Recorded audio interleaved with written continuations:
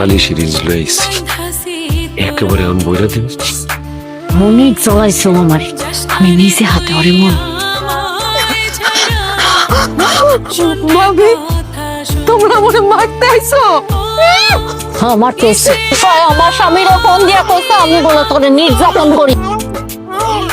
আমার কানে খালি বাচ্চার কান্দনের আওয়াজ আইতেছে। আপনি জানেন না এটা তো আমার বাচ্চা, সে তার মারে মাইরা ফেলাইতে দেখা ভয় পাইছে। আর কইতাছে আপনি শুনতেছেন না? কি করতেছিলাম আমারে খবর করে আল্লাহ। তখন ভিতরে বিবেক জাগ্রত হয়ে গেছে, বিবেক জাগ্রত হয়ে গেছে তখন দেখ।